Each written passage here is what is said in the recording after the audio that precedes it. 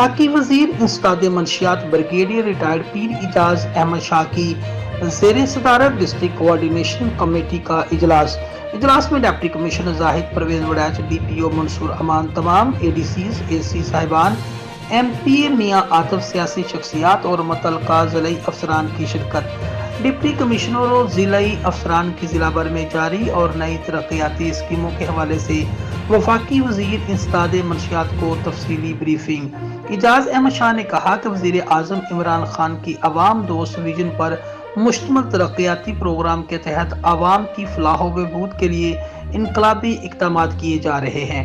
ननकाना साहब में नए कॉलेजेस, ट्रॉमा सेंटर्स, जिम्नेजियम, राब्ता सड़कें, सीवरेज समेत बेशुमार तरक्याती स्कीमों पर तेजी से काम हो रहा है।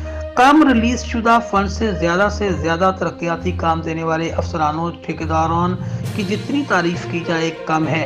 वफाकी वज़ीर ने कहा कि तमाम तरक्याती स्कीमों के लिए बेहतरीन मटीरियल इस्तेमाल किया जाए, मियार और क्वालिटी पर कोई समझौता नहीं होगा। जिला भर में जारी तरक्याती स्कीमों को जल्द अज जल्द मुकम्मल किया जाएगा। अफसरान सरकारी फंड्स की रिलीज जैसे मामलात मेरे पास लाएं ताकि हाई रुकावटों को दूर किया जा सके।